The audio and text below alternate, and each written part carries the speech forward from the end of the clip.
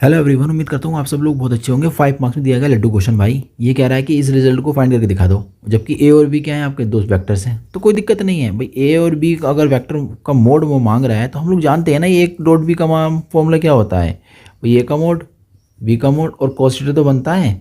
तो हमें सिर्फ किसके बारे में बात करनी पड़ेगी, cos थीटा के बारे में बताना पड़ेगा कि भैया एंगल जो थीटा है वो एक्चुअली में है क्या, बस।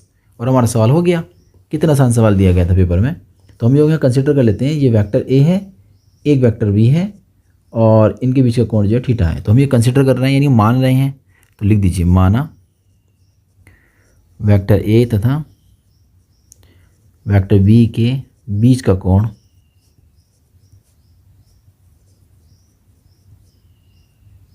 क्या है, थीटा है। चलिए, इसलिए vector A, vector B, vector A का मोड, बी का मोड, cos थीटा। अच्छा, जो प्रूफ करने दिया गया है ना उस पर भी मोड लग रहा है, तो ठीक है, अगले लाइन में हम क्या करते हैं, इस पर मोड लगा देंगे, कोई दिक्कत नहीं है। चलिए, हमने मोड लगा दिया। ओके, अब आगे बढ़िए। अब ना थोड़ा सा काम यहाँ हम लोग जानते तो हैं कि ए पर अलग मोड लग जाएगा। डबल मोड का कोई फ़ायदा नहीं है, मोड डबल आता है उसका मतलब हम सिंगल ही उसको लगा देते हैं। दो मोड का कोई मतलब नहीं है। यानी कि मैं ये कहना चाह रहा हूँ, अगर ए पर 2 बार मोड आ गया है तो एक्चुअली वो एक मोड के ही बराबर हो जाता है। बात समझ में आ रही है आपके। चलिए, तो यहाँ पर डबल मोड लग जाएगा एक पर, तो बात यही है। बी पर डबल लगेगा वो भी यही है, तो कॉस पर लगेगा तो कॉस थीटा हमारा इतना बन जाएगा। अब सवाल ये है, जो प्रूफ करने में है ना भाई उसमें कॉस थीटा ही नहीं है। तो अब तो कॉस थीटा नहीं है तो इसका मतलब कॉस का मान कितना आना चाहिए, जो हमारी ये वाली फॉर्म बन जाए। तो यहाँ कॉस का मान आना चाहिए सिर्फ 1, तभी तो हमारा ये फॉर्म बन जाएगी पूरी।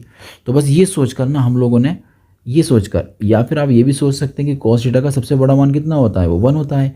हर मान कोस के छोटा होगा, मोड लगा देंगे तब भी ये बन जाएगा, है ना।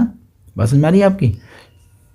एक बार फिर रिकॉल कर लेते हैं भैया। cos थीटा का जो मान होता है ना एक्चुअली में वो 1 और -1 के बीच का होता है। इसकी रेंज होती है -1 और +1 के बीच की।